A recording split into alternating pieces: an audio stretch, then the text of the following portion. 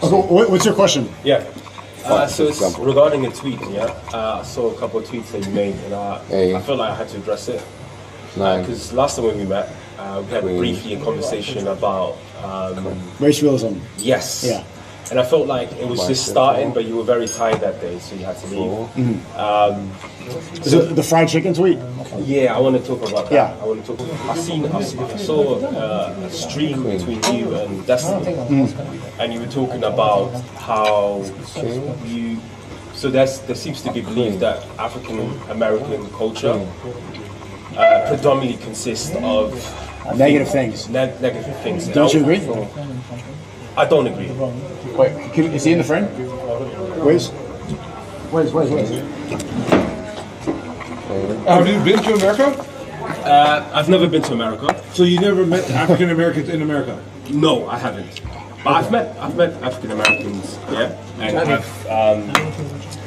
I've studied it as well a lot. Mm-hmm. Okay, so the story goes, because I'm very late as well, so I just really don't worry about that. Don't worry about that. Do a bit of a recap quickly. So basically, I met Sneako about 6 months ago the first time. I spent some time with him as well, because there was loads of people, so it wasn't very intimate in any such a way.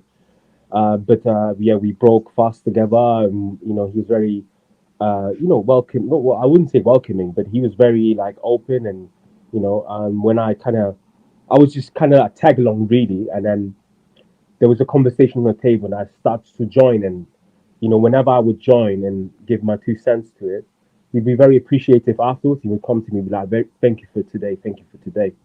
And he did say that that day as well when we was in a restaurant. But the conversation really starts off like the live streams. It starts off when we were sort of, again, there was like 10 people. We kind of hanging out, and we kind of showing him London, and we went to this restaurant. This is what you do in Ramadan. You kind of just, you go from one place to the other. You go to pray at nighttime, and then you have a coffee maybe afterwards somewhere. So it was kind of like that type of vibes. So we kind of sitting down and obviously unwinding, and he seemed very tired as well. I think he was still kind of battling a jet lag. But then, as things go, the conversation carries on, and then race realism comes up. Because Nick Fuentes is mentioned, right? Somehow Nick Fuentes is mentioned, and I was familiar with Nick Fuentes, and Mohammed Hijab was also familiar with his ideas and beliefs. And Sneako obviously was associated with him for a very long time during this Trump campaign, and these very dubious characters like Milo, Milo, and I think Neapolis or something like that. Annapolis. So they were all kind of together. It was like Kanye 2024. It's all that campaign, or 2020 or whatever that was. So that period, he spent a lot of time, and I think he soaked up a lot of ideology from that period. And I think one thing, and I will talk about this a bit more later as well. I think one thing with Sneako is that you can see that because he's been online for such a long time, you can literally see his trajectory in terms of how his ideas one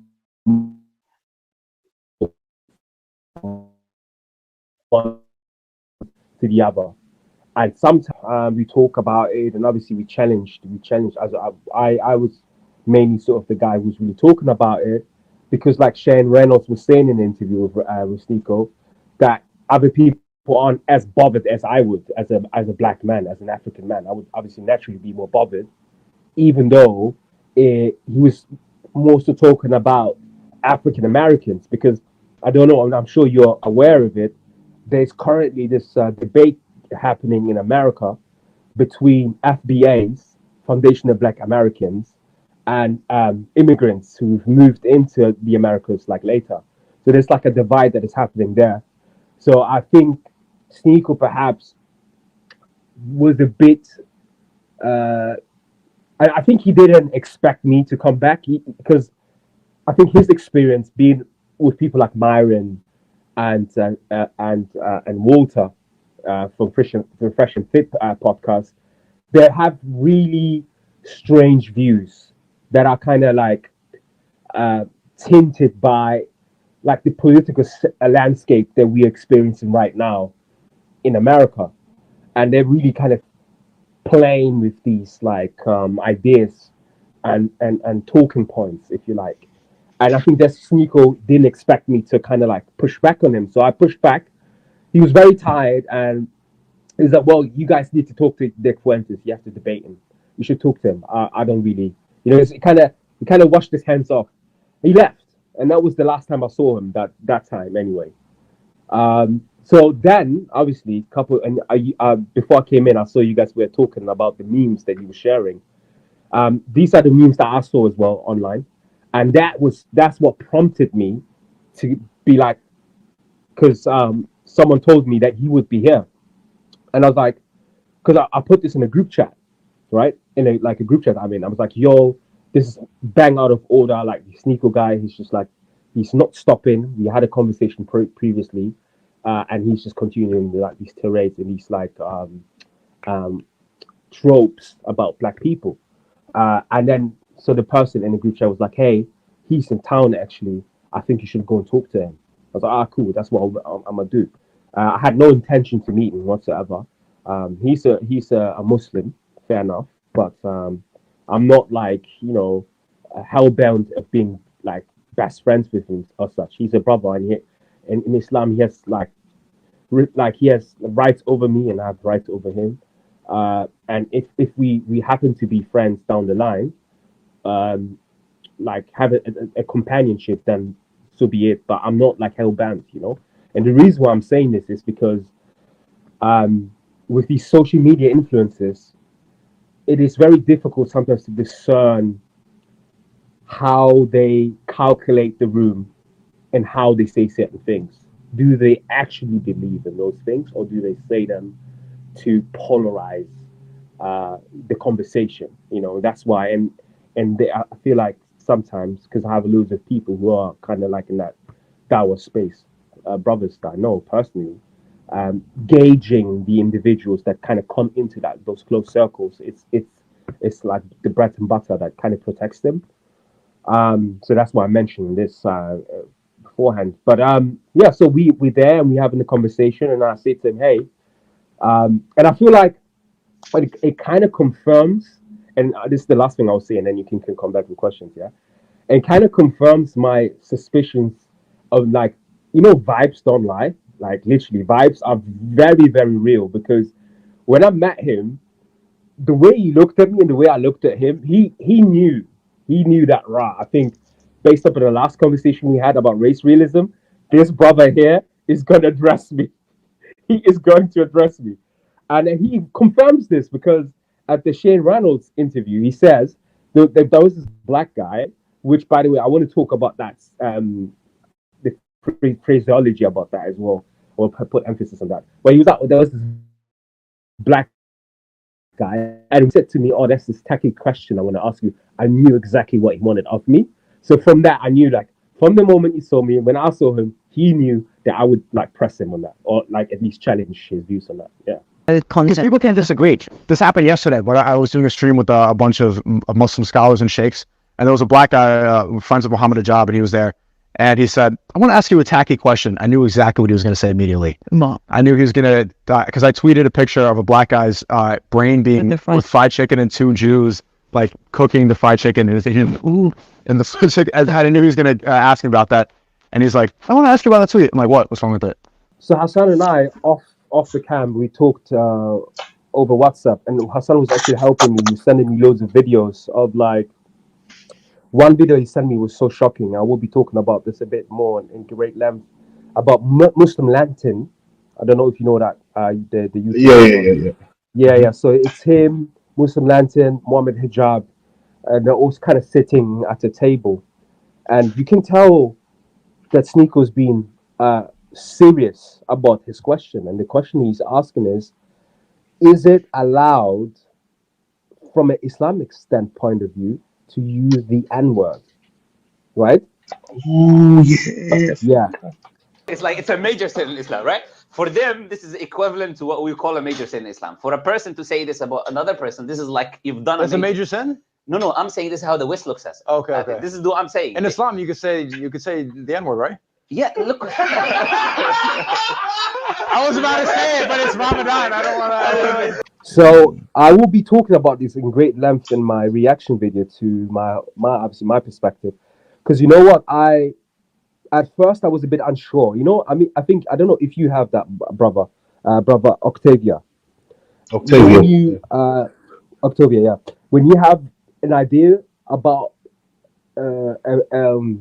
like say a topic you want to discuss, and you're very unsure whether you should address it or not, or maybe wait or research a bit more into it, you know, or find the right person to talk to, right? I was going through like these stages of like of uncertainty, but then I watched the CN Reynolds interview and I was like, no, now he's actually taking the mic. I mean, before I could have been like, okay, maybe I'm just gonna address again, just kind of like make my points even clearer without even like addressing him such. But now I'm gonna have to be very firm in my analysis of the entire thing and how it's all pieced together. Now the question is, Sneako accepted Islam. Why does he still carry these beliefs? And the answer is simple. People aren't the people that embraced him, who have picked up on these ideas within his worldview in regards to race and racism, partially agree with him. They partially agree with him. That's the truth. That's the truth. My rough estimation is that there's a group of these brothers, and some of them might be very close to me, that agree with this belief that there are certain things about Black culture, or in fact, Black culture has this degeneracy. They believe that. And the reason why they believe that is because they're ignorant of, even it's a misnomer to say Black culture. I mean, the African diasporic family is the biggest diasporic family out there. Okay, we're brothers. Can I just say one thing, bro? Can I just say one thing? Sorry. There's no such thing as Black culture. Black people live in the West. There is there's Western culture which we all partake in. Every race partakes in. We all have to accept. We all have to watch our mouths when we talk about the LGBTQ. We all have to. Do you understand? It's not just Black women that twerk. White women twerk as well. It's not just everyone. This is Western culture. This is what's pumped through and it's not just rap that's degenerate. It's all types of genres. If you go down, I know most people only listen to rap music or whatever, but if you go all the different genres of music, they just as degenerate. They're just as degenerate. It's just that they're degenerate in a different way. But this is what I'm trying to say. There's no such. There's Western culture, and we all partake in it. So this is not specific to Black people. It's just that Black people are blamed the most because they want to use us as the as the ones to blame almost. You see what I'm saying? The scapegoats. This is one of the defining features of Western culture, and also the political system that we live in, which is the liberal, like a neoliberal political system that we live in, that allows you the illusion that you have choice, right? You have this illusion that you have choice, but what really happens is that there is a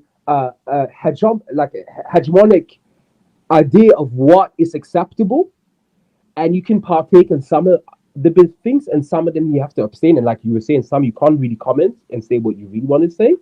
Now that's the new tyranny. And the other aspect of liberalism is that we all partake in this super organism, which we all have our own idiosyncratic approach to it. So when people say Black culture, what I understand is that they are talking about an ethnic group of people that live out liberalism in a very particular way, but it is still liberalism, it's not away from that. So even that's what I'm trying to say. But you see, I knew I was on borrowed time, brother Octavia. I knew I was on borrowed time. That's why I wasn't able to address everything. That's why I was not responding to every single thing they were saying to me, because I knew that they will cut off the conversation, which they have done. You see that Sneako just moves on, right? He doesn't really address anything. He doesn't really respond to anything that I'm saying. He's not able to dismantle anything that I'm saying. Brother Wonder, who's there at the beginning, asked me, "Have you ever been there?" I mean, this is something that he said if you've ever met them, you would know, which is quite a disturbing thing to say. A very disturbing thing to say. I've met plenty of African American.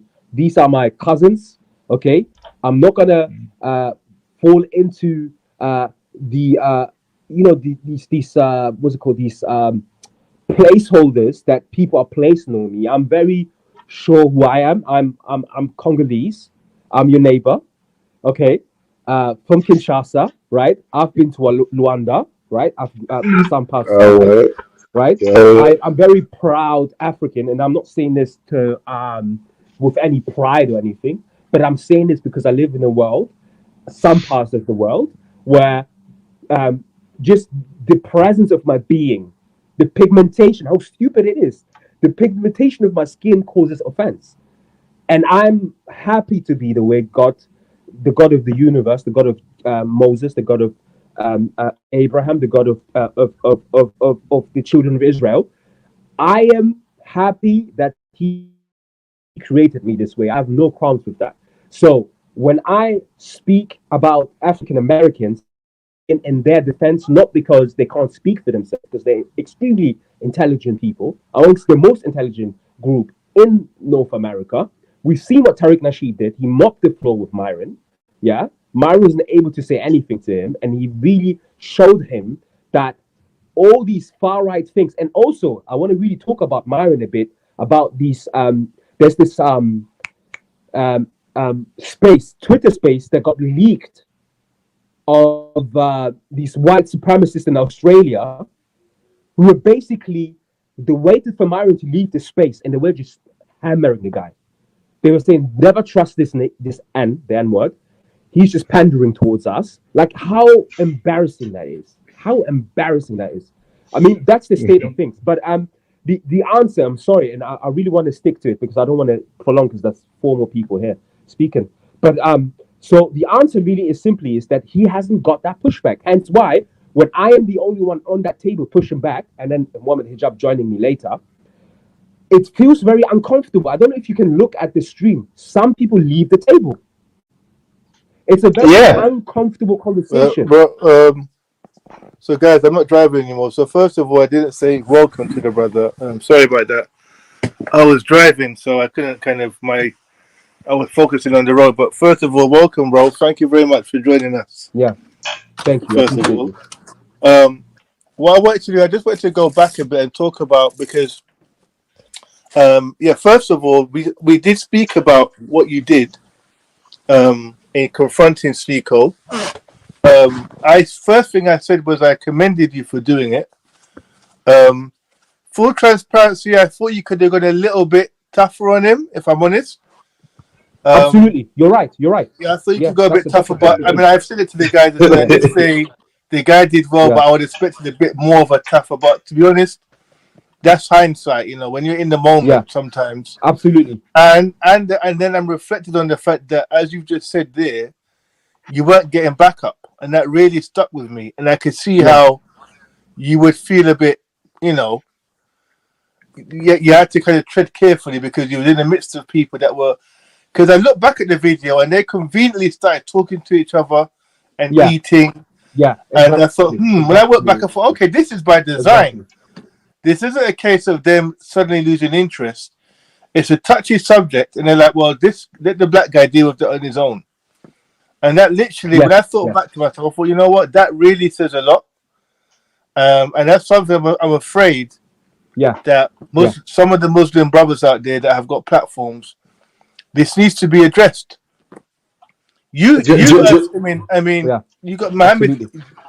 Some of those guys on that table with you, bro, no disrespect to you, but they're they're much higher profile in terms of, known out on the internet and stuff. Yes, of course. Yes. They're very, and for you to take up that mantle in their presence, I mean, it says a lot about your character, which is commendable, but it does says a lot about their character too. because they should have backed you up much more than they did. They didn't back you up, and that's disappointing. That's very disappointing. That's where my question really. That's where this is the question I wanted really to get an answer from you, because to me, look, when a person converts into a religion, it's no longer about how you feel. It's not about my feelings. It's not about I can still have bad habits, things that I'm still attached to, but now I've converted. So when you follow God, it's not about what you feel. It's just about whether you feel like doing it, it's wrong, you don't do it. You just, you go and pray, or you think about God, or you go and read, but you do whatever it takes. You do what God commands. That's what it is. And I don't see, and the way Sneako is kind of like presenting himself publicly is as this religious figure. Islam this, Islam that. I'm with the Dawah. So I'm sitting there thinking, Sorry, where's can I the make another quick point? I was dying to say. yeah? Go another ahead, bro. thing. Go ahead, bro. Yeah, Quick go ahead, point. bro. And I mentioned this before. These guys are newly converts. I think Sneako is a newly converted Muslim. Andrew Tate, obviously, Myron is born into the religion. Now, I consider myself more of a student when it comes to religion. Those guys would tell you. But I've been around religious people my whole life, including newly converted religious people. It doesn't matter really the faith. Obviously, I've been around more Christians, and I've seen newly converted Muslims too. There's a certain kind of disposition that comes with that, where they're much more humble. They're much more. It's almost like it's like a rebirth. Wow. Where they start to basically try to become better people. They try to display that they've done away with their old life and their old bad habits and their old bad attitudes, and now they're kind of they're going in a more positive direction. Why have I not seen that with the likes of Andrew Tate and Sneako? Wow. They haven't changed. Incredible. Yeah, they haven't changed. Analysis. In fact, they've become even more what word should I? More destructive, more intolerant. Dare I say, less religious. Yeah, so this is in response to JM's point. Why is this conversion unlike any other conversion I've met or I've seen? It's because this conversion is on the stage. So it's not a more organic, grassroots type conversion. He is no ordinary convert. Most converts don't have 1 million followers and a YouTube channel or a Rumble channel or whatever it is. They're just regular people who converted through reading or interaction with very close friends. And they didn't necessarily have the most prominent people in the Dawah space at their beck and call and showing them the world and inviting them to a variety, hosting them across the world, across various cities. The least we could have done is at the beginning when he was saying horrible things. Well, you're wrong here. This is not. You can be Muslim. That's great, but stop talking about Islam as your person who knows it, because there's so much you need to learn, and we shouldn't be amplifying your voice in the Muslim world because you're gonna say something or you're gonna do something that's gonna make us look very foolish. Why didn't we correct you before? And that's what happened with Andrew Tate. And that's what I want Dawood to explain. And this goes back to my question, because he was sitting there with load of Dawood members. He was sitting there. These guys are they are well known. They are well known in the Dawood scene, and they're sitting there. They create an uncomfortable scenario, uncomfortable scene when brother Dawood asked him the question. It's almost like I did see Mohammed Hijab kind of trying to come back and so on and so forth. But but for the majority of the part, it was very uncomfortable, and in a sense, he felt like he could challenge you. And then I'm looking at the situation. I'm thinking like, hold on, there should have been more of a pushback, because these guys are knowledgeable. These guys are well known in the Dawah scene. So why is it that I'm only seeing Brother Dawood here? Yeah, go ahead, Brother Dawood, sir. No, we know in what kind of just addressing what Jean Michael said early on, and this is also will be part of my answer to your question, Brother Octavia, which is okay. So when I went there, my aim was because it was the first time that I spoke to him about it as openly. And with 48 laws, was it 48 laws? Is that the book, right? Yeah, 48 laws of power. Yeah, Yeah, and I do not ascribe to that book. That book is Machiavellian. It's yeah, very, yeah, yeah. it's not It's really, not it's not good. righteous, right? But there's one principle that is quite true, which is self-awareness. You have to be self-aware where you step in, because there's this one of the laws is never outshine the master. Yes, I know that one. Never outshine the master. I am. It's so I know how they view me, or how Sneako view me. I knew this from before. Okay, I am someone's friend. I'm a tag along. I'm just coming. This is my stream. Okay, I move the camera the way I want to move the camera. Yeah, and I am inviting you, and these are the people who are permanent, and I need them also to legitimize myself within the Muslims, and vice versa. Just from a pure like branding perspective, okay, without being malicious or claiming that he's doing it for like ill intent, right? Just from a pure branding perspective, he needs them and they need him. That's what it is, and that's the biggest issue. Why this marriage that we have today, and I feel like we have to also think about tech. Oh, now we'll answer the question, brother Octavia. We'll answer the question. We really have to start thinking about technology, how technology is shaping information. One of the things I really liked about what you were saying, brother Octavia, it was about the video about racism in Christianity, and you said for some people, there's no excuse any longer to believe certain things. Knowledge is available online. You have so much access to information to educate yourself. Okay, it has never been as easy, and I agree, but it comes with a caveat and comes with a little detail. We are approaching now a time where the information that we have and the access to information um, supersedes the minds engaging with that technology, meaning we have to catch up in a way with that technology, because we have a lot of people, someone like Sneako, he is fairly intelligent, I would say, or intelligent, I should say, but I do see every now and then that that's kind of that he never had any serious training in philosophy, any serious thinking and reasoning. He's very natural, a very natural thinker and free thinker, and he's been doing this for a very long time. I've seen these videos of him when he was like 14 years old. Clearly, there's something about him that drives him. But when I was there, I was like, okay, he pushes certain ideas and he pushes them very like regularly, right? And the beliefs that he has are not his own, which is very interesting. Sometimes they are like dogma. He literally picks up dogma from Nick Fuentes. So sorry before you use my thought. I got to say that literally what you're saying. What did I say to you guys from a while back? Yeah. I said not just him. Yeah. All these guys do. They search online, and they pull out these phrases, these catchwords, these little narratives. They pluck it from the internet. Yeah. And then they incorporate that into their message. Yeah. Sorry to interrupt you, bro, but I just wanted to say, no, I was saying these guys exactly the same thing a while back. So, but that won't excuse him. I'm not gonna give Sneako a pass for racism. No. None of that is an excuse for racism. I don't care. Absolutely go ahead, not, brother. Sorry. Absolutely not. I'm just kind of building a case, a psychological case.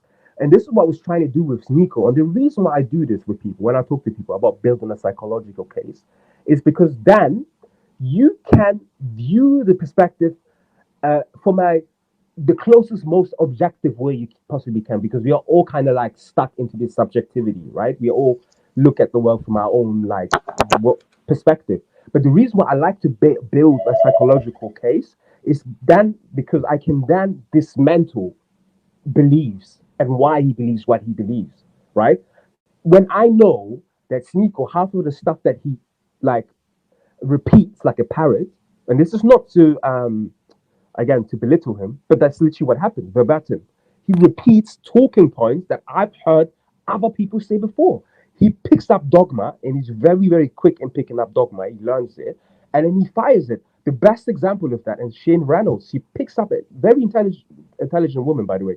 She picks up and says, well, Sneako, there was a time you were down with the red pillars, right? You were like under the red pill community, and you were actually arguing for particular beliefs that you don't believe any longer. There was a time, in fact, where Sneako, and this is a long time, and I will bring this up to, again, to belittle him or to make him appear bad. I'm bringing this up to show you that Sneako, and it is a strength, but it is also weakness. It's a strength that he can change his position and review his position and move on and improve in certain areas, at least in his ideologically speaking, right?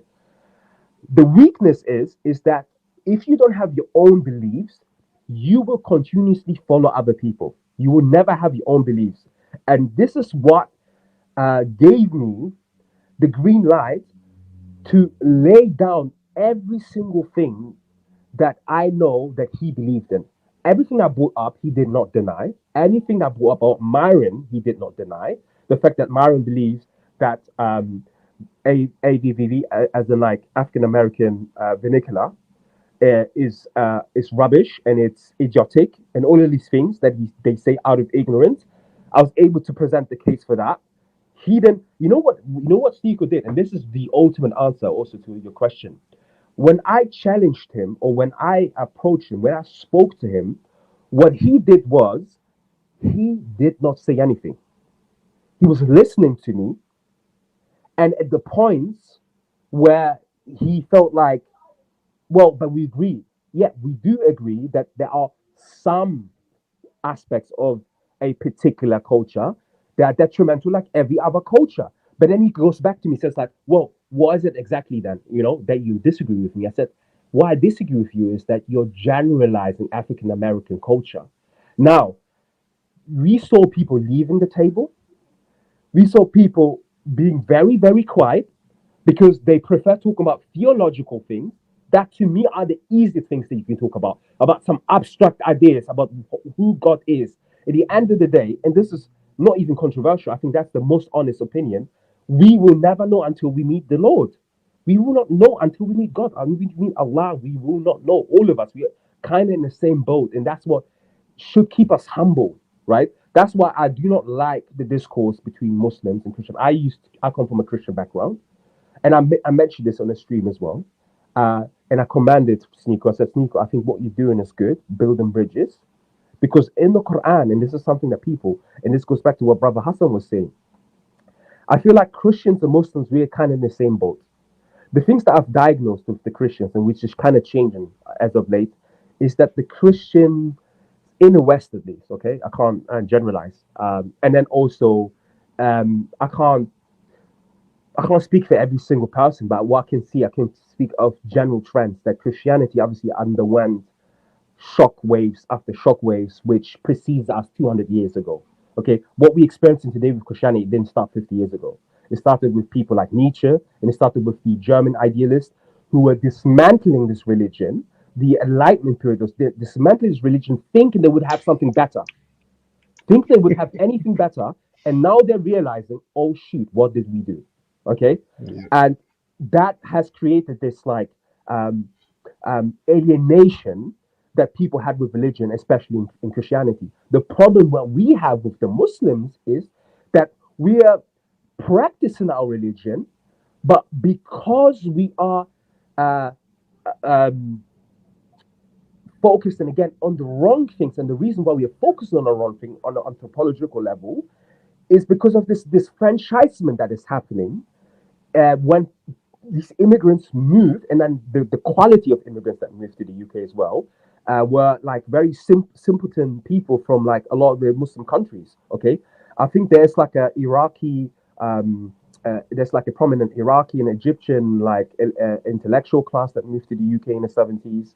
But like as for the Moroccans, and I do not know about the Moroccans. As for the Pakistanis and the Bengalis, there were people who were moving from villages. So they approach to religion and even the approach of like the ontologically the way they view themselves within the UK has a very, very different aspect. I always say to Muslims this, and this is very, very important.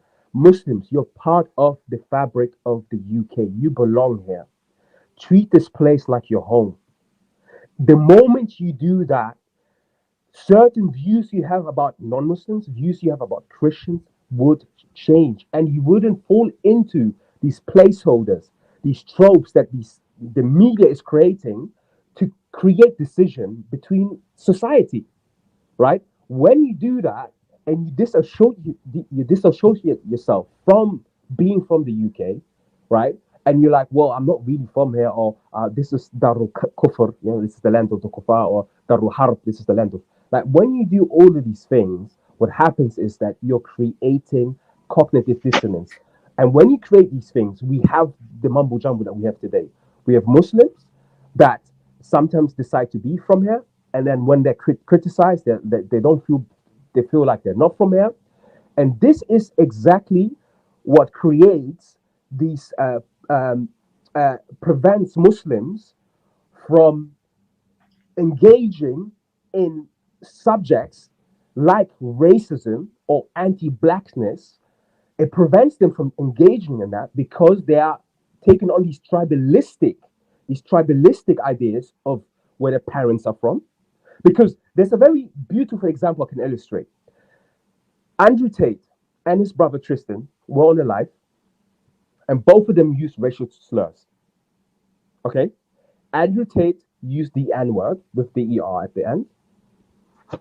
No, his brother Tristan used the E-word. And Andrew used the P-word to the slur for for Asians, right?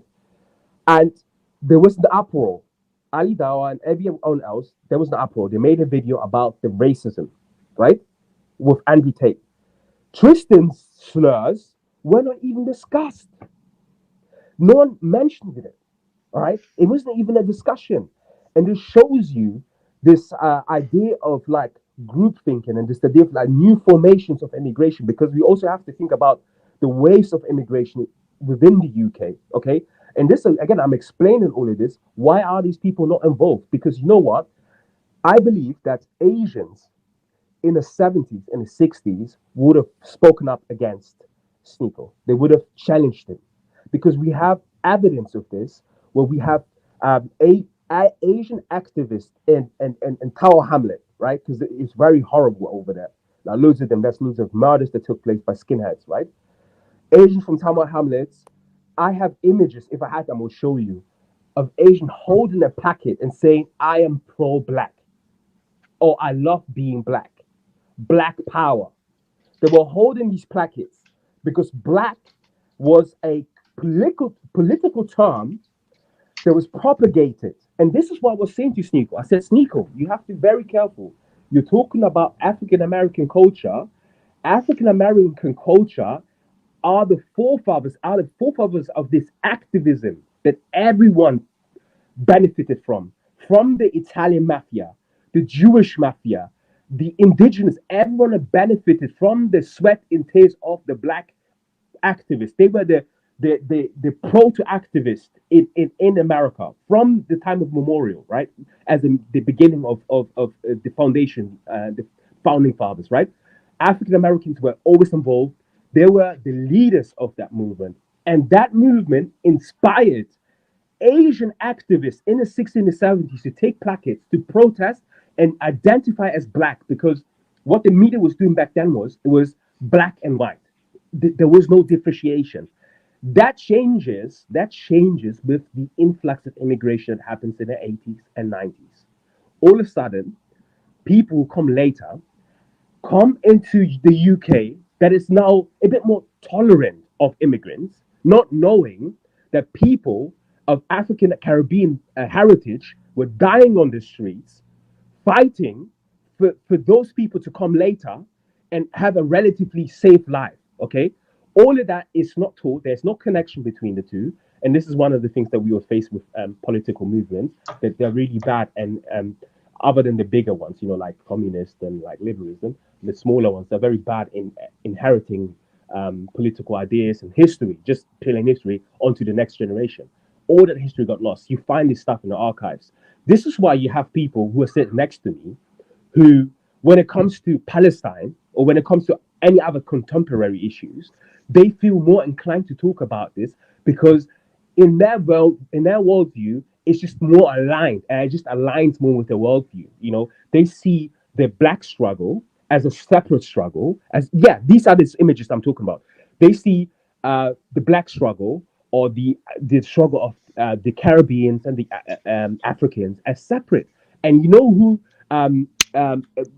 So someone like myself as a Muslim, I semi get the same treatment because what overrides uh, their view on politics, because a lot of them are also very apolitical, and I think this is where the problem starts. A lot of them are politically illiterate. If I was to have these conversations with a lot of the Daud brothers, they wouldn't know anything because they're so fixated on this thing that I believe is one of my critiques with Salafism, is this over zealot, overemphasize on dogma. It's too much. They theologize. So theology becomes the instrument for every single conversation. Everything leads back to theology, and this is the reason why I believe in the front between Christians and Muslims. Because I always, as a Muslim, I feel like Muslims should have higher standards. If there are Christians in a park, like Hatun, who are protagonists and are using particular tactics, I feel like Islam has given you enough tools to deal with someone like her. Okay. Again, I can't expect everyone to be a saint and have patience of a monk, but I feel like there are certain things that Brother Hassan was talking about. The fundamentals in Islam. If you were just trying, just 5% to really engage with that type of tradition, we wouldn't have half the problems that we have today. As for the Christians who attack Islam, because this could be the rebuttal, right? But the Christians who align themselves with like very far right movements, and I'm talking here about people like Spencer. I forgot his first name, Spencer. These were like sort of like the early, Richard Spencer. Richard Spencer. These type of people, right? Who were not from what I've seen at least, they weren't really like devout Christians. They were really just polemic, and they were part of think tanks, and there was loads of money involved, and all these type of things. But like as for the I think like the third generation of like apologetics or Christian apologetics, I think they again just inherit a lot of these ideas from the previous generation, and I find them to be a bit more sincere because I think one of the things, because I've seen because there's Speaker's Corner before the cameras, and there's Speaker's Corner before COVID, and there's Speaker's Corner sort of like before the digital age. And I was kind of there when the digital age was just kind of coming in. And I would say that one of the things, my biggest critique was always how Muslims were treating or were handling the interaction with the Christians. I think it was totally wrong the way they did it many times. I personally, I have a very, very good relationship with a lot of the Christians in the Speaker's Corner. You can ask most of the Christians, they will tell you, yeah, Daud, he's slightly different. Like, yeah, we like talking to this guy. He's a bit different.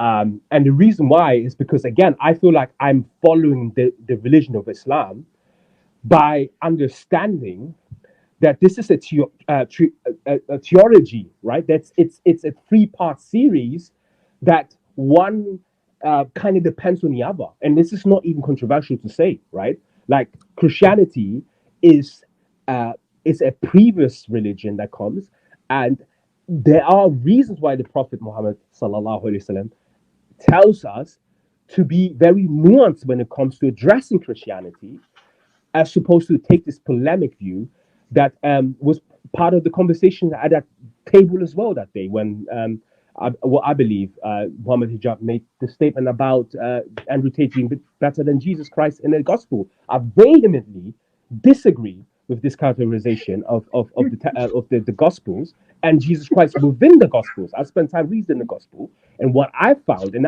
I said this, I don't know if you could hear it in the live. I said to him, well, what about Jesus Christ doing this? Was that not an act of bravery? And then he was he kind of changed what it even changed, but he added in the definition of like as to say, well, that was just it was not moral bravery or physical bravery. I mean, bravery has nothing to do with physicality or, as far as I understand, bravery. Bravery is something that comes from the heart, and it is generated by the heart, right? Because it's the heart that fears and you go against. And Jesus Christ, if you read in the gospel, anyone that has read the gospel, what Jesus Christ does in Jerusalem, confronting the Pharisees, is my reading anyway, is the definition of bravery. He challenges the status quo. He challenges the Romans to an extent, okay, and he challenges the people, and that's bravery to me. And it's a revolutionary how he came through. I think we'd be lying to ourselves if we don't acknowledge the fact that in many Muslim countries, Arab countries, there is anti-black racism. Yeah, there is this idea that the darker you are, if you're sub-Saharan African, you're kind of lower than. This is a belief that's unfortunately prevalent in almost all Muslim countries and Arab countries. So is this why Sneako can feel so comfortable with the likes of Myron saying this? I think so. I'm sorry, brother Daud. I'm gonna say absolutely 100%. Absolutely. Let me just say, so not only I know Nelson would definitely believe that, but not just in terms of being allowed to say it, but it being tolerated or maybe even believed. Some of these anti-black narratives. Hold on. Is this the real reason why they A, are getting away with it, and B, why no one's really? I mean, it took you, brother, to challenge him out of everyone there. I mean, is this why they won't challenge him? Because And look at how and look at how he Sneako addressed. Sorry, brother Jam.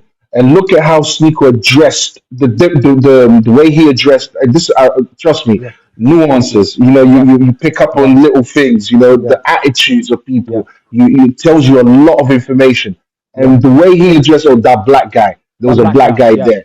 That black guy. You know, I was there with sheikhs and this and that, and that black guy. And I was thinking, oh, I said, hold on a second, what's all that about? And I see his attitude as well when you asked him the question. He was very confident. He was very confident. He wasn't rattled one little bit. He was very confident. And I think he felt the attitude of everyone else. I think he's comfortable with having that attitude towards anyone else. And I think that was the reason why.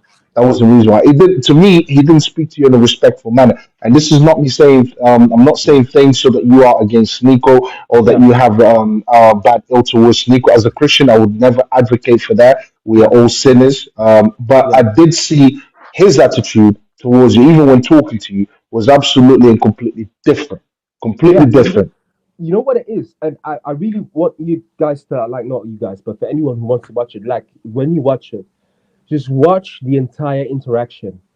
Sneako asked me for, and I'll also reply back to Jean Michael.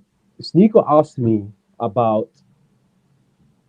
I say to him, look, I disagree with what you're saying. He said, what do you disagree with? I say to him, I disagree with you that you're generalizing African American culture.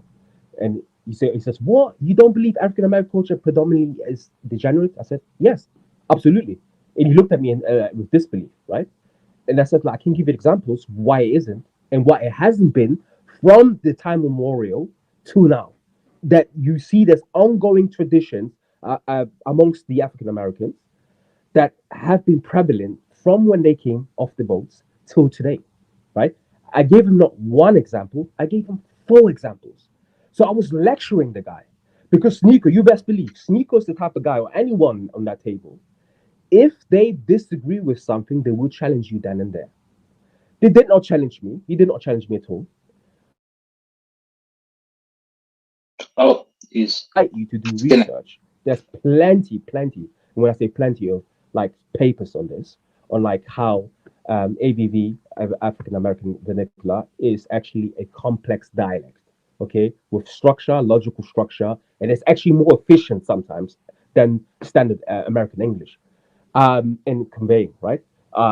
So I said all of that, and I don't want people to ignore that bit because that's the bits that when someone comes up with something like, oh, African American culture is this and that you can say, well, it's not. Let's look at the language. Let's look at the education. You show me another uh, ethnicity or group of people in America that have traditional universities, all right, that are based upon African American universities with a tradition that goes far as back as 100 or 120 years. The Chinese don't have that. The Puerto Ricans don't have that. Okay. Then we spoke about economy. Okay. And I showed him by the economy how African American women outperform all the women in America. Okay. So I've shown him plenty of examples, and the guy did not budge. He didn't rebuttal anything. He didn't dissect anything. Okay. Once I was done with my lecture, because that's really what it was, and I will explain to you why they were listening and not responding in a minute. Once I was done with my lecture, because that's what I'm going to say, it was a lecture. I was lecturing people on that table. Once I was done with my lecture, I then was trying to appeal to his humanity. And I said to him, and this is where the pushback came back. That's where he would start pushing back. And this is when Muhammad Hijab comes in and brings examples that I was trying to illustrate. I said to him, my bro, I understand what you're trying to do. And from a social media point of view, it's smart. But you're a doctor, meaning you're on this podium. You speak to millions of people. The way you approach something, when you say something as wrong as African American culture is predominantly degenerate, you're alienating millions of people. You're alienating millions of people. And this is not about Muslims or Christianity. If you are speaking about certain things in culture that are bad, when you address people that way, no one is going to listen to you. That's what I said to him. I said, and also, remember, the people that you like to berate so much, do not belittle the history. When I look at African American, I look at greatness. When I look at the Caribbeans, I look at greatness. Of greatness, when I look at the Africans, I look at greatness. Greatness that they survived this bestiality, these demonic movements, okay, of dehumanizing people, okay, killing people, raping people, uprooting people for hundreds of years. And yet, at the end, we have a semi-functional community of people, okay, who as of late actually have had issues. For a very long time, there was some order between the African Americans and other diasporic communities across the globe of African descent. So this is what I'm seeing, and I'm trying to explain to him, look, these people have gone through a lot. So when you speak to them, have this in the back of your mind. You know, when Jesus or when Muhammad, the Prophet Muhammad sallallahu alaihi wasallam, or Jesus, peace be upon him, when he spoke to people, okay, he would speak to people in a way they would understand. And sometimes they would speak in a way that people wouldn't understand to make a point. But the point I'm trying to make is they were very aware of the audience. There was a level of awareness of the audience and how to convey the message. And this is why the message to this year, 2,000 years later, 1,400 years later, the message is still well and alive. Because they were masters of communication. And if you're saying, oh, I see these issues in community, in society, and you want to address them, and you want to change them, and you become a clown, okay? You become, you use clownery, okay? You use meme. And this is part of this internet thing that I was telling, technology was telling you. It's this part of this internet culture that someone like Drake engages in, okay? We saw the debate between, the battle between Kendrick and Drake, right? And we saw that Drake was trying to use memes and all these things. It was not working, okay? Because he was dealing with someone that had substance. And this is why I this is an appeal to every single one of you, Octavia, brother Michael, brother John, brother Hassan, all these brothers with substance, brothers that have perspective, brothers who can stand in a position and still view the and sympathize with the opposing views, right? It's our time to come out and speak loud. It's our time to address these issues because we have a lot of non-substantial people who have gained a following 10 years ago when they were young. They were teenagers, okay? Now that they're grown, now they're paying bills, now that, you know, they're getting married, and now they're dealing with politics. Like all these years, they didn't go to college. They didn't educate themselves on all these issues, but they kind of were thrown into it. because it's the algorithm ultimately that forces you to speak about certain subject. And this goes for every single person at that table, from Mohammed Hijab to Smile to Jannah to AliDawah. They're reaction videos, they are reaction channels. They react on what is current. And Yeah, but brother Daud, yeah, brother Daud, sorry. Shouts to the Fiashes. He said, "Peace, family." Shouts to you, bro. Welcome to the yeah, channel. You see, brother, you see, my only issue, yeah, everything that you're saying would make sense to a person like Myron, you know, and even Myron, I don't give him a leeway. But the thing is, it's just that now the thing he has embraced Islam, yeah, you know, it's like there's a code of conduct, there's someone you answer to, and yeah, that's only my issue with him. It's like, okay, if I'm going to address black people in a disrespectful way, in a yeah, racist way, then okay, let me see what my religion has to say, because that's yeah, my authority now. that's yeah, that's that's who will hold me accountable in yeah. the end of time. I think we've answered this partially, but I'm gonna be very concrete about this now, yeah, and very direct. There's this video that Brother Hassan sent me. I was just It's thinking the same thing. Yeah, so Sneako and Muslim Lantern, all these guys. And this is again, it's an evidence for me that Sneako is at the moment, or at least in his nature, he's a bit of a follower. He's like sort of like a guy who was very consistent with social media, very courageous and consistent with it, and he went out and he built a following.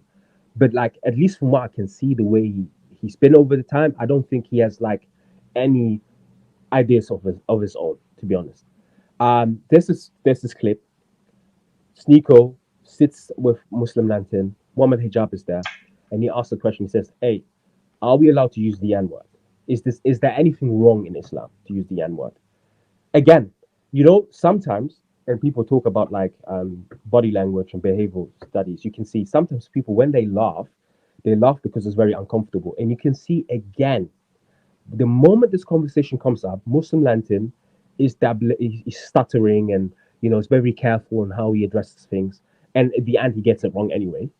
Hijab and the people sitting there are just laughing about it as if it's something funny. Okay, but by the end of the video, Muslim Lantern gives him an explanation that I say, listen, if I was there at that table, I would have slammed at the table. I would have gone crazy. I would have never allowed it. And this is not something that I'm just saying on the online. There's people who know me from the Dawa scene. I've been in situations before where someone got too comfortable and used the word house nigger. Okay? I went crazy. I went crazy. I didn't care. There was some black brothers and they're telling me to, yo, butch. I said, nah, I'm not gonna chill, bro. None of you people, when I'm around, you're not allowed to say that word ever. I will never allow that to happen. Okay? So that video here shows you how Muhammad Ali, I think his name, sanctions and says, well, technically, that's the conclusion, says, well, technically, it's just the word, and the word is contextualized. In the West, it's a grave sin to say, but in the East, it's fine to say it. And I'm like, hold on. If you say nigger to me in the West or in the East, I will slap you anywhere. You best believe that. It doesn't matter what hemisphere you are in. If you address that word and you use that word, you have issues with me. And the word in the East, by the way, they have an equivalent of that, which is abd. Okay? That's how they address black people. Okay? It's a good equivalent of like the word nigger. Okay? Amongst all these groups of people in the Middle East, some of them. Anyway.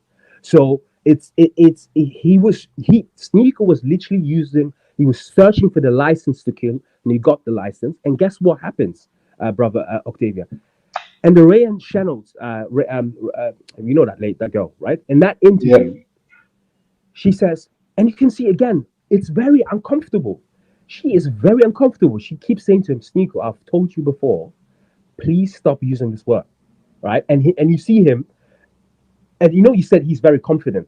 When I was sitting next to him, that's not the vibration I was getting, by the way. The same way, when I saw him keep using that word, and then the sister says to him, please stop using it, he feels uncomfortable about it as well, himself. Okay? And then what does he do?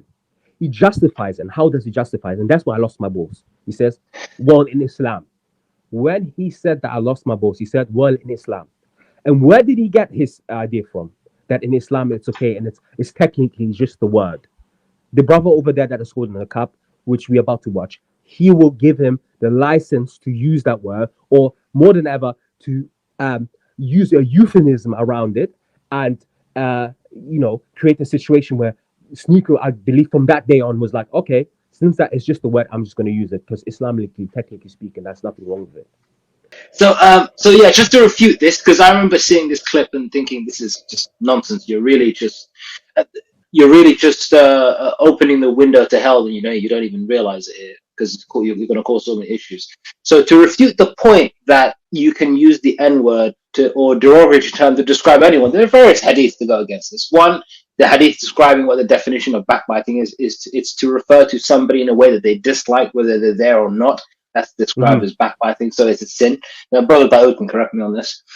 Yeah. Two, the Prophet Muhammad, one of his companions, was referred to what would be an equivalent of today's society as being the N-word. The term was, "You are the son of a black woman."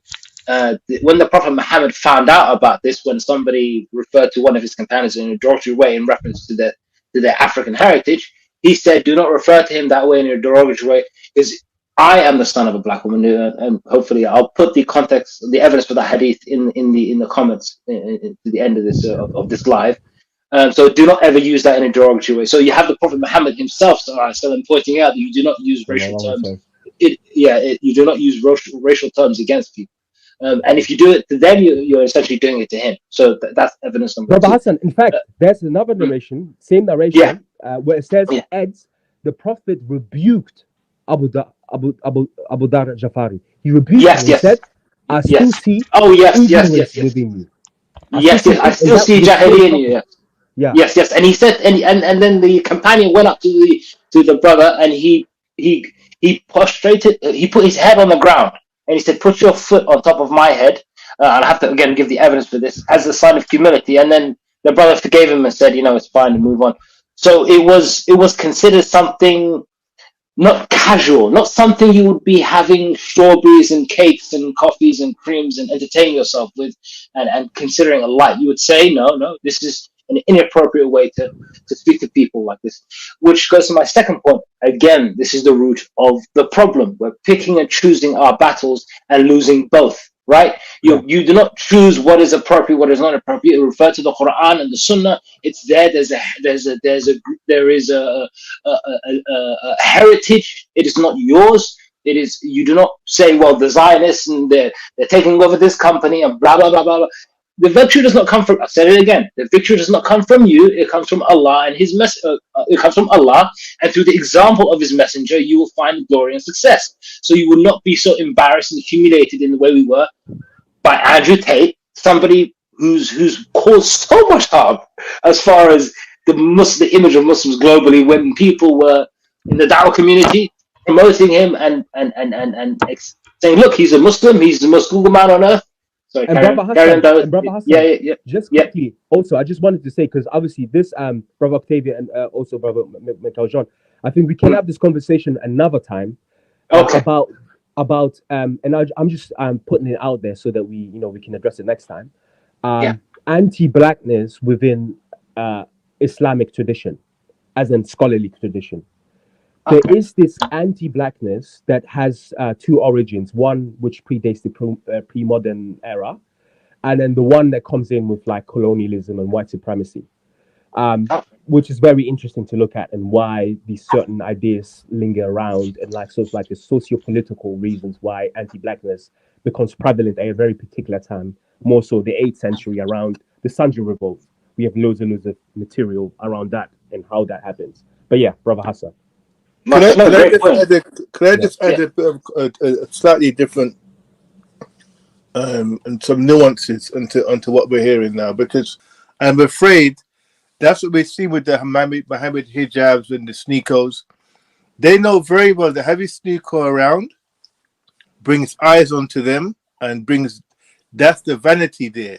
And it goes both ways. He gets validation from Mohammed hijab. Mohammed hijab gets a sense of, oh, I've got more eyes than me now because Sneako, a so-called celebrity, is around.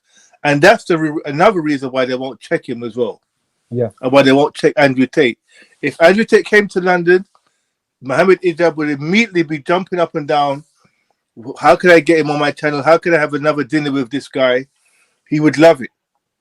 So this is what these guys are. A lot of these guys, I've realized now, a lot of it is ego and attention seeking, clout chasing, which, to be honest, is a bit sad because, again, I have a very definite view of what a religious person is and what they find, and what their life purpose becomes. And when I see people engaging in this type of shallow clout chasing and excusing of degenerate behavior, I lose complete respect for them.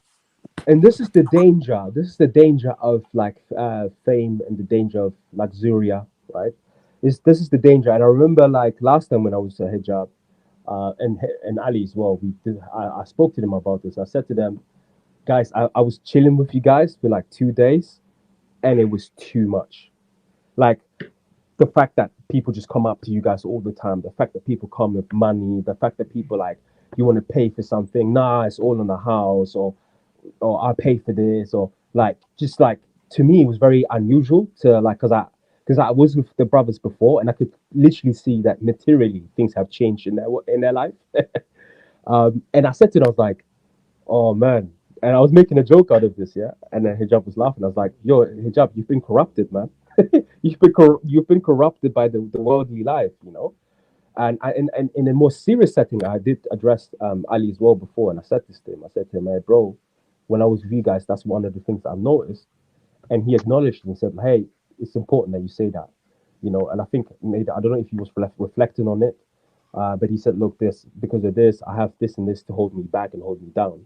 But nevertheless, that level of access, that level of like ease that comes with the perks, I would say, with like being famous and, you know, having millions of subscribers, puts you in a position where you have more to lose. You have more to lose. And you may not agree with that, and you may say to yourself, no, I have nothing to lose because blah, blah, blah. But you do have something to lose now, because you've built up a platform that is massive, and you have to protect that platform. Hence why there's certain things they don't address. Hence why there's certain things they don't discuss. And also, in their defense, they tend to focus on things that they feel naturally more inclined to. Brother Sarah, if you go to Rumble, sorry, because I think she asked the same question. If you go to Rumble and you type in Sneako, and you type in Sneako, and you should find it. It's one of the last few live streams that he put up. It's the one where we all sitting in a restaurant. And then what we'll do, I will send the link to you like later, inshallah, because I saw your message, but I hardly use my messenger on Facebook. Sorry, brothers. This is Sorry, brother Daud, before you continue, yeah, can we just play the video, because I don't want to have it for too long on the screen. Yeah. Can we just get it out there?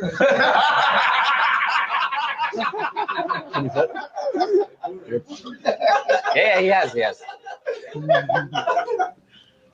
Thank you, brother. Guys, by the way, it's Musa behind the camera. It's not Needles. He's not here yet. But yeah, you were saying. Yeah, so I was saying there are certain things. You bring in an analogy. I was saying there are certain things that in the West that it's more gracious, it's more problematic to do. They don't look at it as big as a big of a problem as other things, right? So, for example, it's okay for you to like for your daughter to go outside barely wearing any clothes, you know, in the streets, hanging around with the wrong type of men, you know, developing habits from them. It's her choice, you know. She's old enough to do all of these things. But then you have certain things, like, for example, and let's not talk about this too much, but for example, you have the idea of the N-word, for example. Yeah. Right? Yeah, it's like it's a major sin in Islam, right? The idea of the N-word, for example. Yeah. Right? This is like N-word. one of the, let's put it to major sin in Islam. Yeah, it's like it's a major sin in Islam, right? For them, this is equivalent to what we call a major sin in Islam. For a person to say this about another person, this is like you've done a major sin? No, I'm saying this is how the West looks at it. Okay. This is what I'm saying. In Islam, you could say the N-word, right? Yeah, look. I was about to say it, but it's Ramadan. I don't want to. Look, these are all in Islam. So is that a yes or no? I'm going to answer you. Okay. N-word is halal? I'm trying to make a complete different. We came to the N-word now, yeah? Look, you want to put me in trouble. Look. I know, I just want to know. No, it's okay. Words in Islam are in the end words. But if these words do cause harm to a specific group of people or a specific individual, then it would be recommended from an Islamic point of view not to say it to these specific, not to be derogatory towards other people. In Islam, racism is a complete no-no, right? Okay. So if this specific thing is considered a sin, and it would hurt a specific group of people, then Islam would not allow you to be saying these things like just here and there whenever you want, right? What about in a friendly way? This is what I was about to say. Okay. I know you just want to say it for some reason, but look, let's say you are sitting with your friend, you mentioned that word. There is nothing in the Quran or Sunnah or a Hadith tradition will say to you, okay, now you have a sin because you mentioned this word, right? Okay. So this is what I'm telling you. In the West, I'm sorry. How big of a problem? He basically licensed it. He said it's. He licensed it, bro. He licensed. Yeah. Nah, it's cool. He gave him a license, and the fact that they were being playful about it, and and kind of having a joke. But why is this conversation even happening? I don't understand. Why is this even a topic of conversation? Because of Sneako. Can I answer James' question? There's no black people on the table. There were actually black people. There's not a black person asking the question. The reason why there was black people on the table, Michelle. Brother Daud, you sound a bit muffled. Your sound. Yeah. But go ahead, Jared. Go ahead, Jared. Again. Would they have that nuanced conversation about Jews and the racial epithets that Jews have? No, they wouldn't, because they'd be afraid to. And this is my issue. It's a lack of respect. The answer should have been no. That's simple as that. No, you shouldn't use that word as a religious man. No. It's as simple as that. I have to be honest. Any Christian I know and have been around, if that conversation came up, it'd have been a point blank no. Yeah. In any context, you don't use words like that. Because the origins of the word are derogatory. The origins of that word are to create division and to create the idea of a lesser human being. So that would have been a no, straight up no. It's a bit disturbing to me that these guys were flirting around a word like that. There's very negative words about Muslims that people use.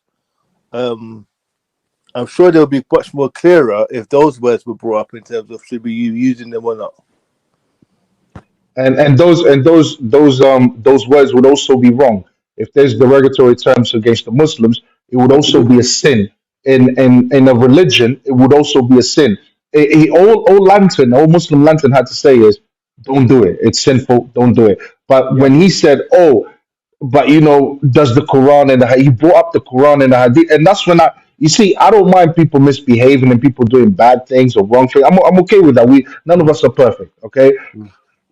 When you start mentioning scripture and now you're speaking with the authority of scripture.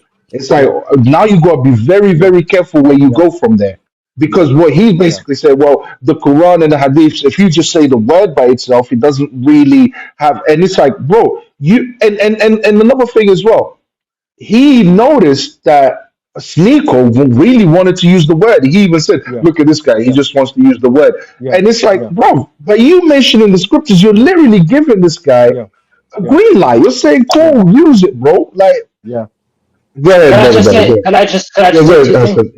Okay, so in terms of the Quran, I've said it before, I've said it again, and I'll say it again and again.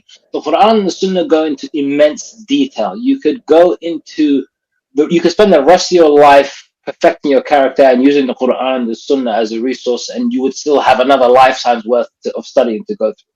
For example, the Quran says when you enter into people's homes, say salams to everyone. In a sense, do not ignore people when you enter into their homes. Be respectful, be polite. For Allah takes all things into account. So the idea that this is just a word, it doesn't harm you. It's quite a dismissive, nonchalant way to speak about such a major issue.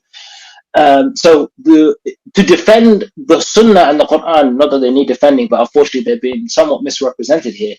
It's not permissible to be obnoxious, verbally dismissive, derogatory towards people in any way, shape, or form. It's not even permissible to be impolite from the Quran and the Sunnah. So let us not go all the way to dehumanizing words as an example. Just don't be rude is discouraged in the faith, and being dehumanizing people through language is strictly forbidden. Also, what's it called? And that's a beautiful hadith that the brother just brought up. But Sister Sarah said something very interesting, and this is something our brother Octavia maybe I to put in into conversation. She said, "What if Sneako would ask them, am I allowed to use the P word? Am I allowed to use the P word to describe my Asian brothers? Am I allowed Don't go back to London. Don't come back to London if you do. If you do that, you're not coming back to London. You can't travel across the UK. The guys up north, by the time you reach Birmingham, they will be putting you in containers. You know what I mean? Like this is what I'm trying to say. This is what I'm trying to say. Like when Tristan and Andrew Tate did what they did on the live stream using the Yan word and the P word, the entire Muslim community went ballistic for the right reasons. You know, I'll be with them protesting that someone like Andrew Tate has never has the license to use the P word. Like, who are you? Who do you think you are? Well, because you drive a Bugatti. I don't care. I don't care where you're fighting. Like, these are the streets, my bro. Like, this is different here. You can't just come here and because you talk, you know, because you're the naughty guy in school. These guys are contrarian. That's the issue with them. And they're very proud to be contrarian. Oh, I got cancelled. I'm so proud. Like that I can speak my mind and no one else like fears to speak their mind. Bro, Malcolm X has been speaking his mind from the 60s, bro.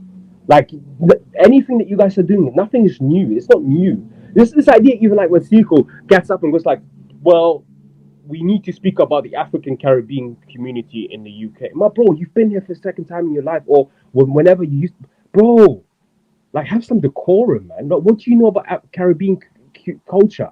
What do you know about Caribbean culture in the UK? You're not even from here. Okay. Yeah, what about Jewish culture that's bothering your brothers? What about that Jewish culture? Yeah. Talk about that. I have to I keep bringing it back to that because it's cowardice as men. As men challenge the people that are oppressing you. That's where your focus should be. But that's not the African Caribbean community that you have nothing to do with, you don't know anything about, but you know it's an easy target. There's people bombing the hell out of your brothers right now. Deal with that. But you see, the problem with Sneako is that he would then turn around and say, well, the exact same that you're saying, I do talk about. And in fact, Andrew Tate talks about this, but they use the word the Matrix. They say the Matrix. I'm glad you said that, bro. I've got a great comment to come with you after this. I'm glad you went there. Right? So they do say that. They say, well, we do talk about this. And there's tweets where Sneako talks about Israel and blah, blah, blah. But bro, so does that girl who's from Cambridge and is vegan, a lesbian. She talks about Israel the same way. Again, you're not that unique, right? In that sense, right? So I think personally, look, I will make personally, I will make a reaction video. I think like we have to keep this conversation going. There's like loads and loads of like polarization happening. Loads and loads of people are waking up to certain things that the media's been pushing, and there's like a real thirst for like knowledge and truth. And this is one thing that I was alluding to when I was talking about the Christians, the dilemma that the Christians went under, and the dilemma that the Muslims are going under now, is that. Sorry, brother Daud. What's you probably would know this, but what ethnicity is Sneako again? He's a quarter Filipino, or half Filipino, quarter Irish, and quarter Haitian. His father would in America would be considered black, and this is where he gets his like license. Like, well, I'm black myself, but then he never identifies as black, which is kind of Sorry, brother. That would carry on. Yeah. What were you saying? What I was saying is that we are in very, very dire, in a very dire state of affair in terms of humanity, and I always say this: people of religious faith, and I'm including, and I'm very like, I include a lot of people when I say this, okay? Because again, before when we were having a conversation at the live stream, they were having a conversation about Christianity and how they would prefer. I mean, again, I love these brothers' debates because I know them on a personal level. But like from a public standard point of view, sometimes I'm like, how do you come up with stuff? They said something like, they said, well, I would prefer my son to be this before he's Christian. Like, that's ridiculous. It's absolutely ridiculous. There's like religious text that goes against what you say. There's religious text that goes against what you say. Well, I would prefer my son to be a dinosaur before he's Christian, or I would prefer my son to be a dog before he's Christian. This is all. Do you know? Sorry, brother. Though, do you know what I found crazy about that statement? Is it's not what he actually said. Is what was the reason for even bringing it up? What was the what was the intention behind even bringing it up? What was the intention? It's because Sneako said in reverse on a live stream that he would prefer his kid to be a Christian before he's homosexual. Okay. And then they were, and you see, brothers, we talked a lot today, and there was so many great points. I'm gonna have to come back and just watch this again because there were so many great points made by everyone. Yeah, here. I said this before. I said the problem is theology or overemphasis on dogma and theology. Look at the video that we just watched with Muhammad Ali, right? Muslim Lantern. What does he do? The first thing that he does when he wants to draw an example, he says, in the West, right? In the West, it's a major sin to say the N-word, and he's using that as an equivalent to shirk in Islam, right? He says that, well, in the East, the worst thing you could do is commit shirk or say something shirky, right? In the West, it would be say a racial slur, right? Like, again, this overemphasis on theology. They theologize everything, and so much to the point that the dogma makes the point not invalid.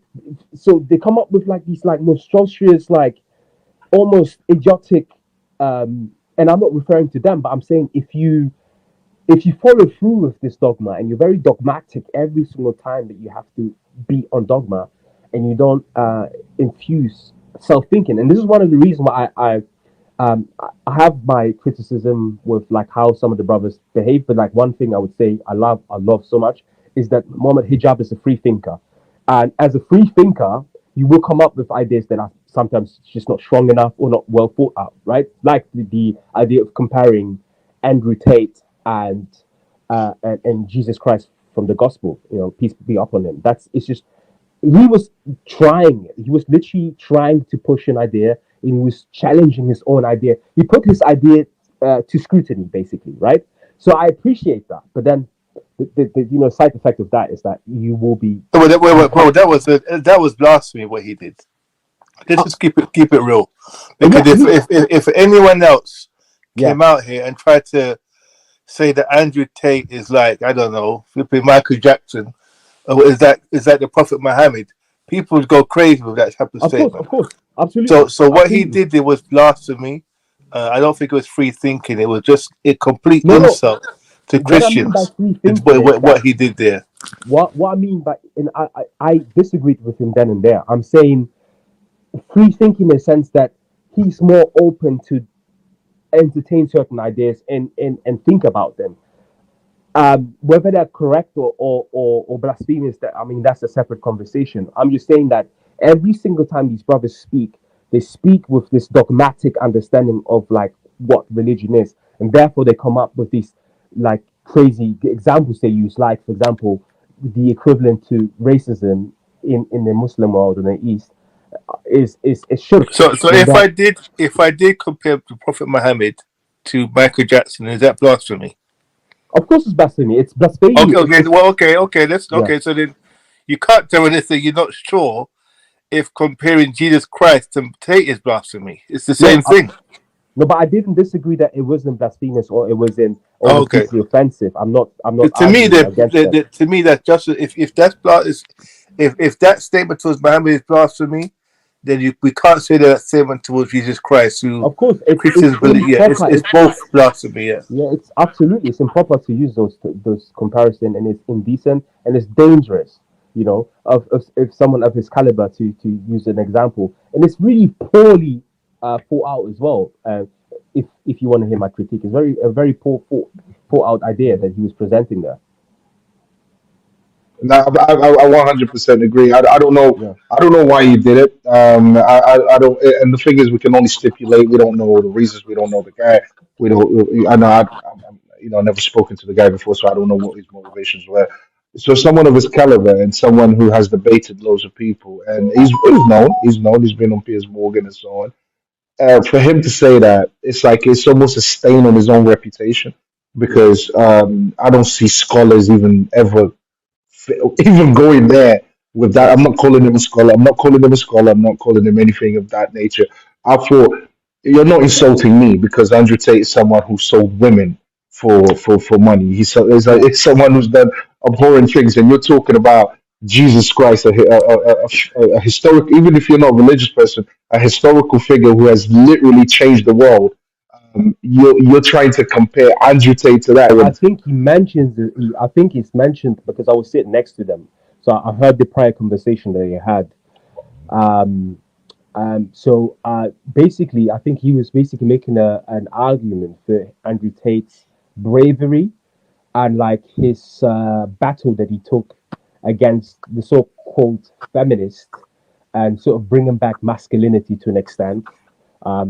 Because Muhammad Hijab is very, very critical of some aspects of what Andrew Tate considers masculinity. In fact, in the same stream, he is very quite harsh, I believe, towards Andrew Tate. He says, well, for example, he calls Andrew Tate a caffeine addict. He says he's addicted to coffee, and he's addicted to cigars. Because he says, well, this has been a caricature of like masculinity, that you're only a man if you drink a cup of coffee every day, and like I think he's very like harsh there. And then Sneako even says to him, "Oh, I don't think Andrew Tate is gonna like this," But he says, "No, I don't care. I'm gonna have to say this," But I think overall, it's something that I've heard another brother say is that sometimes with like the religious community.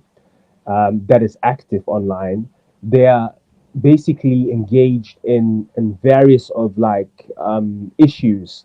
At one point, atheism was a problem that every Dawah person was trained upon and was caring about, and they were talking about this continuously. I mean, hijab is quite well known for that, debating, atheists. And then there was at one point it was Christianity, and then at one point it was about all these like social justice warriors, the like liberalism and all that type of stuff, right?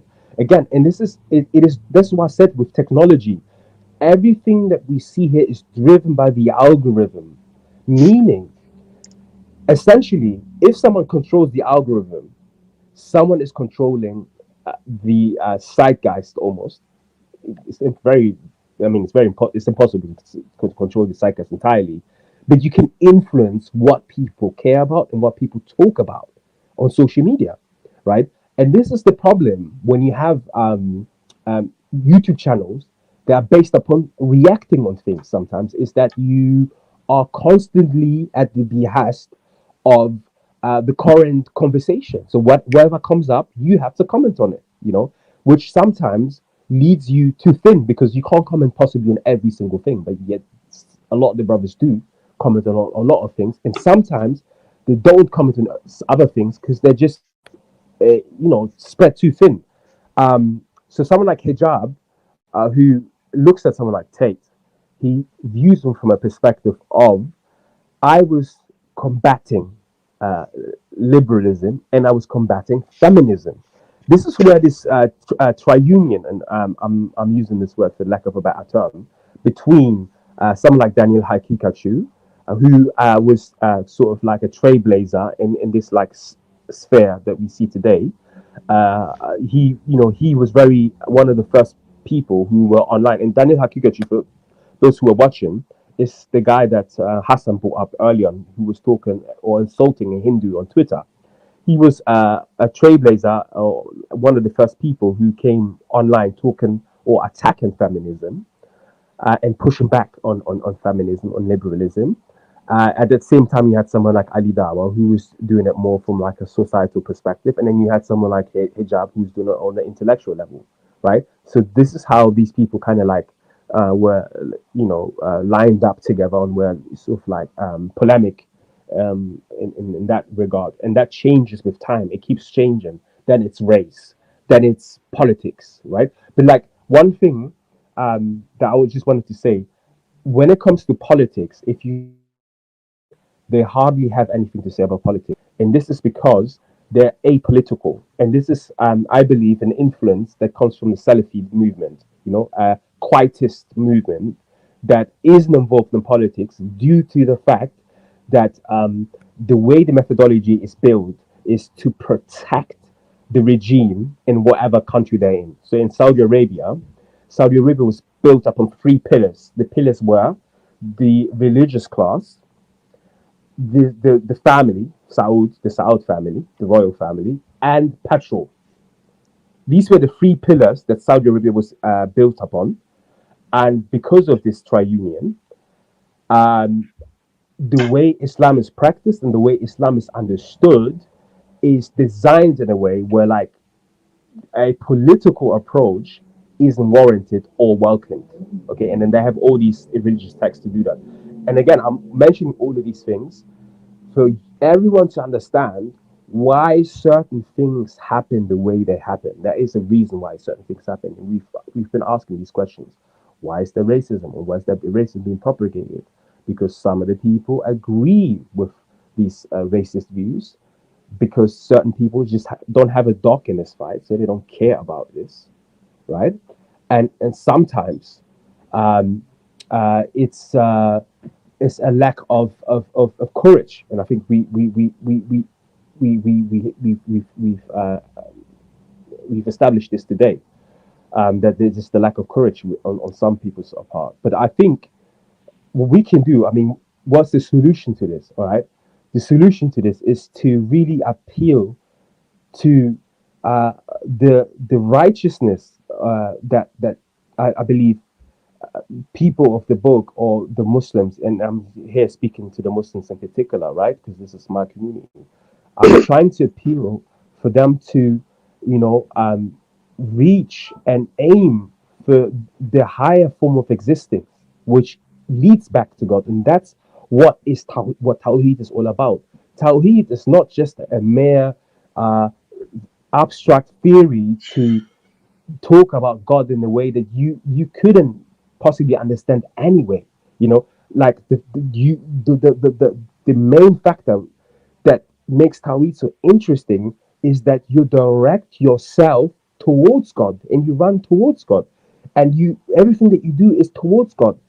And when you do that, and when you understand God in that way, it has a reflection in your character, and it reflects in the way you interact with people. It reflects on how you view issues. It reflects on how you direct yourself at issues like racism and issues like Islamophobia, issues like the barrage and the attack that we've seen on Christianity. Yes, we disagree on points, theological points of views, and I said this before, and I was not convinced. I had this debate, not a debate, but I had a discussion with a senior student of knowledge, and he said to me that he would prefer for people to be highway robbers than going to church. And I said, no, I would prefer people going to church than being highway robbers.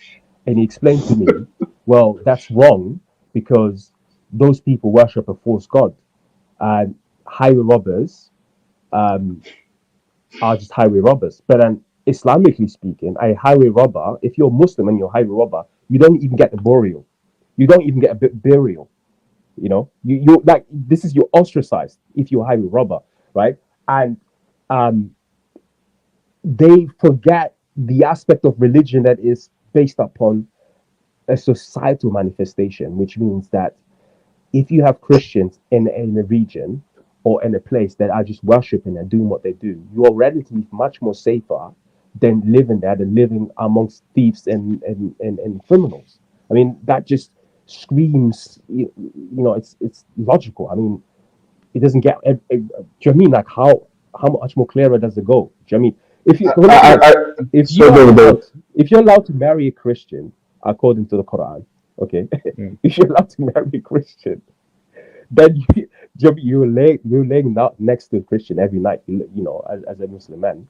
Then how in the hell is it more better to live, amongst highway robbers than Christians? Do you know what I mean? Like, and this is. I'm starting to think, and Nom Ali, shouts to Nom Ali. He mentioned it as well. He said it seems to be like they're more worried about likes and whatever the likes and people following them, having followers and likes and all of that type of stuff. And maybe that's the reason why they're tolerating Sneako, who personally, I mean, to me, what the religion says should be what comes first. It's what the religion says that comes first. Nothing else should come first, especially if you're promoting yourself to the world as someone who has converted, who is now into religion and all of that type of stuff. And I'm not seeing that. We have our own issues to deal with. So rather than pointing out the problems within, the how the media presents the Christian community, because you could criticize Christianity, that's all well and good, and point out how that is incorrect, promote Islamic perception.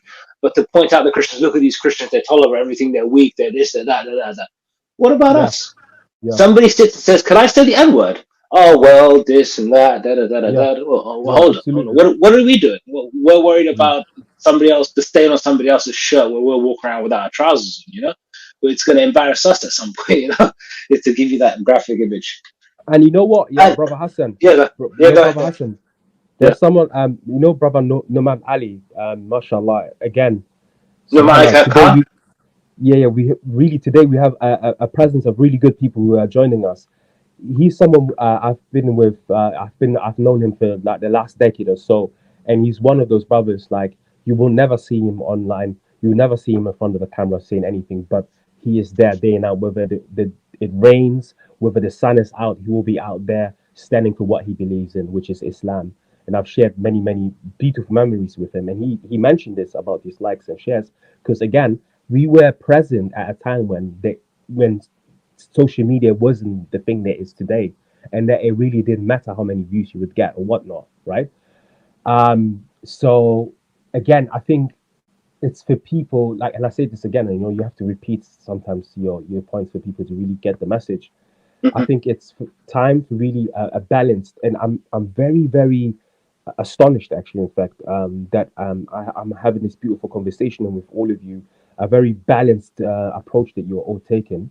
And I'm more than happy to join again. But I think right now I'm gonna have to leave very soon.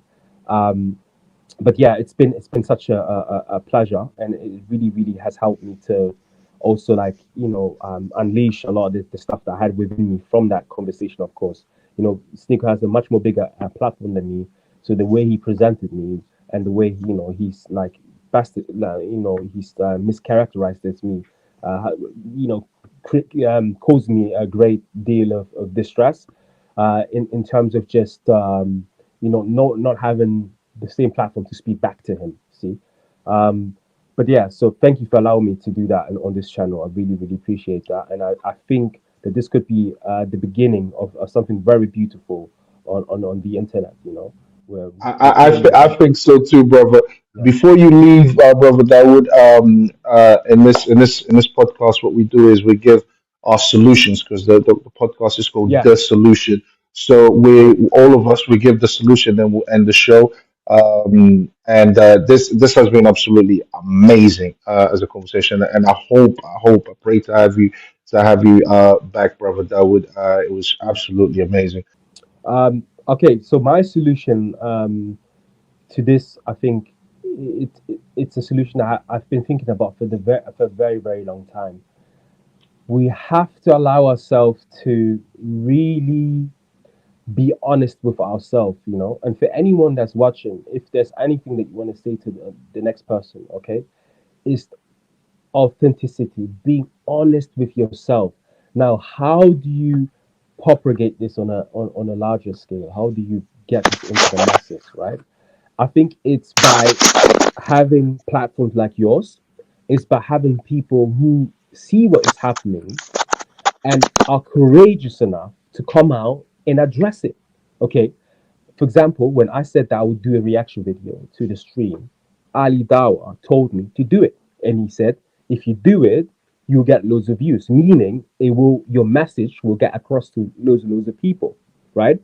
And sometimes people in my position don't feel either confident enough or bothered enough to go out and do and talk about this issue because to them it's cringe. Because if you think about it, sometimes it is really cringe. They're sitting in front of a camera and talking about world issues like, you know, the world cares. But I think it's really, the solution really is, again, for people who have a balanced view, for people who view things slightly different from what is out there. Be vocal, be out there, make yourself known, and be vigilant in studying and being well read, you know, and honest and fair with your assessment of the world.